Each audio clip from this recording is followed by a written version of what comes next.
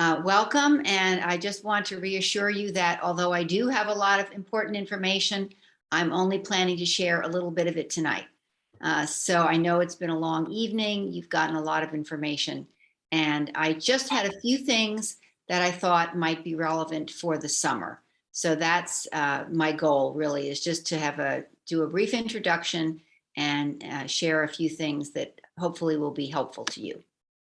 So a little bit about myself. I have had a little bit of an unconventional career. I started my professional life as a dermatologist. Then after moving to Virginia with my family, I decided to take a few years off to be a full-time mother and got very involved in education. So by the time my youngest was in school and I was ready to go back to work, I found that I was more interested in education than medicine, and went back to get a PhD in gifted education at the College of William and Mary. I'm also an independent educational consultant, and I will tell you a little bit more about my parent website. It's free, just informational. We'll get to that later. But I like to think of myself as a governor's school lifer. All four of my kids went through governor's school. They all graduated and moved on, but I never did. So here I am still. I currently am the STEM Innovation and Outreach Coordinator, and we'll be talking a little bit about outreach, but one of the real emphases that Ms. Wismer and I have been working on over the past year is really putting a lot of our information online and reaching out, sharing the things that we're doing with as large an audience as possible. We feel it's great to serve governor's school students, but if we can serve others as well, that's even better. It's a better use of the resources that your participating school divisions are contributing to us. So one of the things that's really great about governor's school for us and for you is that we have a group of students who are very unique, but are like each other. So we really have the luxury of being able to focus on the needs of that group. We don't have to meet needs of all of humanity. So our students have in common, they're high achieving, they're busy, they're Virginia residents interested in STEM fields. And because of the caliber of our student body, we are encouraging all of them to be thinking about going to really good colleges, to looking for honors programs, merit scholarships, and the like. So because of that, there are a lot of these special opportunities that we encourage our students to apply for, have early deadlines. And this is something that in years past, we've learned that many students are not aware of. That if you want to be considered for the Honors College at George Mason or for merit scholarships at VCU, you need to get your application in by November 1st. And there are a lot of these early deadlines. So we want to keep you apprised of that. And the main point is we recommend an accelerated timeline for governor's school students. So at the end of the process, we really want you to enter your senior year ready to start submitting your applications, just finishing them off in the first few weeks and then hitting the send button. So here's the timeline that we recommend and why I wanted to share some of this information this evening.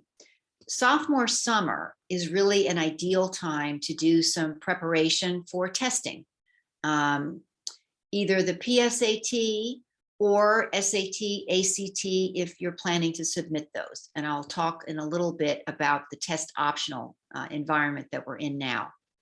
It's a great time to browse college search websites, begin your campus visits, because next year you will be very busy and it will be hard to squeeze these things in. By junior year, by the end of junior year, we would really encourage you to have your college list in pretty good shape. We want you to take into account cost of college as you're making up that list. And we'll be talking more through the year about how to do that. And I'll be sending out information through our newsletters that we'll be talking about. Next summer, we really advise that you complete any testing that you intend to do by October. So if you need to re-prepare, you want to test sometime between August and October, that still leaves you the opportunity to take advantage of any early deadline. We also encourage students to begin working on their Common App, any other applications, writing drafts of essay, again, so that by senior year, they're pretty close to being ready to submit applications.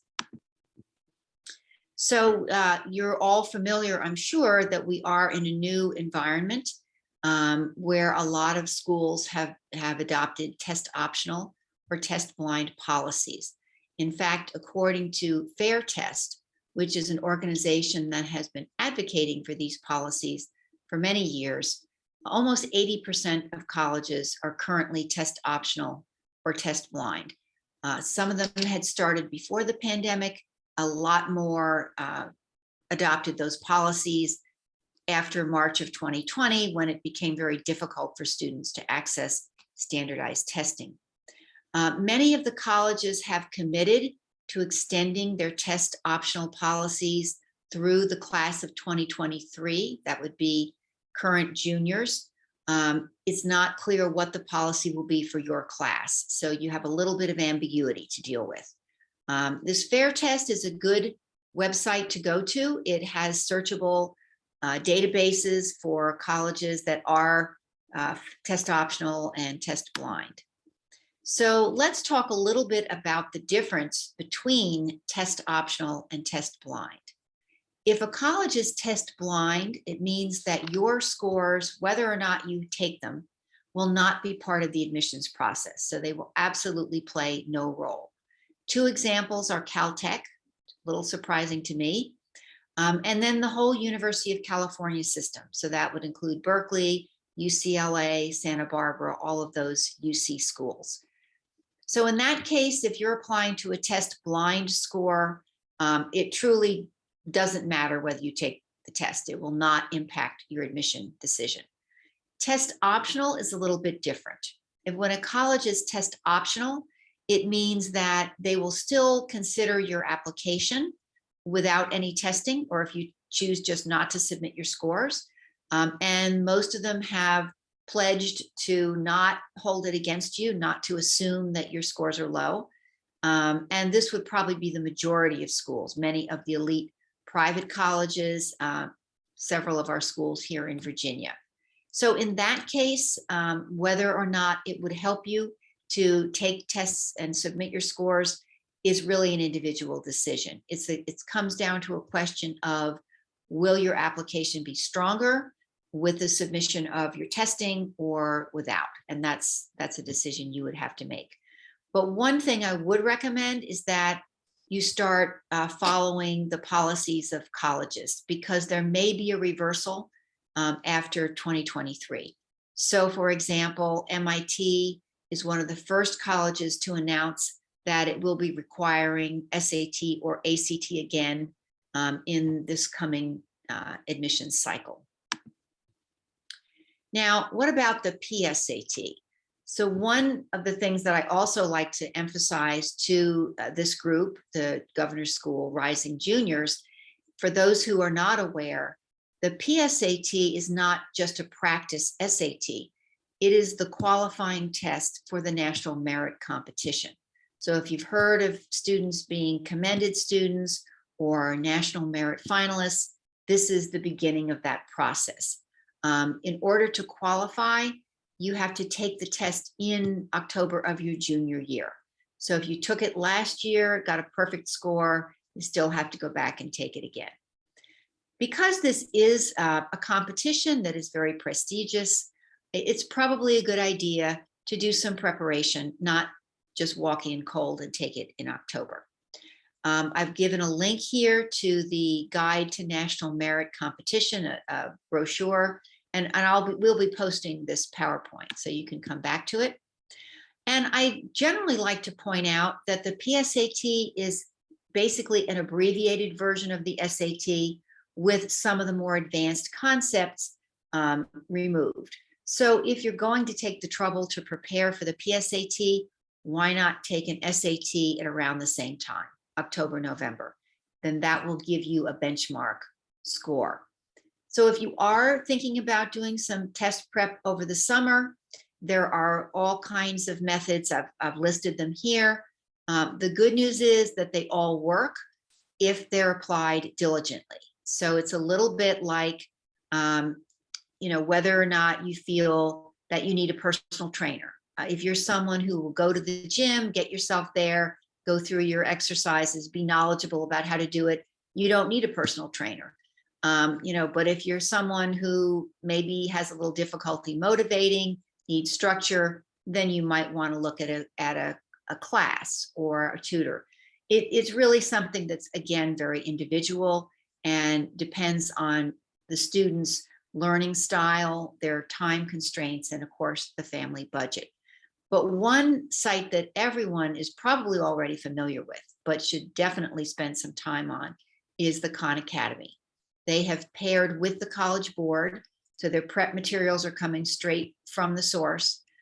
It's free, it's online, and it's customized. So it's a really good place to start.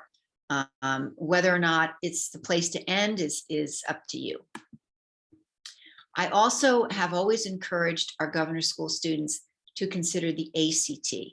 And the reason is that the ACT has 4 sections. One of them is science. So your composite score is the average of those 4 tests. So a quarter of your score is made up of a science section, and there is no science section at all on the SAT. So some of our students like it better, they perform better. It's definitely worth trying, and it is every bit as credible as the SAT. Virtually all colleges will accept either one. And again, the ACT organization provides a free online test. Now, I want to end by talking a little bit about the parent role in college planning and go back to saying your kids are going to be very, very busy next year. Governor's school, it's a wonderful experience. My kids loved it, but it's pretty intense. So they may not have time to do all of these other things that we really would ideally like them to be doing as far as the college planning. So parents, you will be doing your kids and your family a big favor to do some of these things for them. So we really encourage you to be supportive at home. If you can relieve the kids of some of the household chores, it will be much appreciated. As parents start to do some research on colleges, the application process, college costs, there's a lot to learn. And some of it is difficult for students anyway, even if they had more time, like trying to understand college costs. So we are going to try to assist you with that. We have 2 parent communications that are an outgrowth of our prospective student pipeline. So that was the mechanism, the newsletter that we used to keep you informed about the governor's school application process. The governor's school news, hopefully you all are already receiving this. We will be using this to tell you news about the school, tell you what's happening, what's coming up, and that sort of thing. And then the college planning aspect, we decided to break off into a separate newsletter because, again, it's not limited to our governor's school families. It's really open to anyone who is interested and thinks that they might benefit. There is a sign up link on the governor's school news, or you can also sign up on my business website, Hampton Roads Educational Consulting. And again, any friends, family, they don't have to even be from Virginia. This is just something that we're developing for the benefit of our students, but why not share it and extend the benefit. I also publish a parent guide to admissions, and I intend for this to be sort of a concise guide that walks you through all the different phases from preparing, the college search, applying, paying, and then deciding. So if you're interested, this is the link to that website. And I want to finish with just a quick word about dual enrollment for students who might be pre-med. We will talk about this again next year, but I just want you to be thinking about it over the summer. So there's a very strange circumstance where medical schools require students to include their dual enrollment courses from high school and the grades in their medical school application. And so those grades will become part of your college GPA if you take dual enrollment courses. This does not make a lot of sense to us at the governor's school. And I have actually written a letter to AMCAS, and they told me that, sent me a polite response and said they will take that under advisement. But what it means is that if you take dual enrollment biology, for example, and get a B, you cannot renege that course. Even if you go to college, that grade, even if you go to college and you say, I'm going to take it over again, your college will very likely replace the grade at college for the dual enrollment grade, but the medical schools will require you to put both. So you want to think about whether you want to sign up for dual enrollment courses if you are seriously considering being a pre-med. So that is all that I have to say. Like the other sessions, if you have questions, put them in the chat, and I will identify the ones that are most popular, and we'll send out a document that answers those questions. I won't be able to answer all of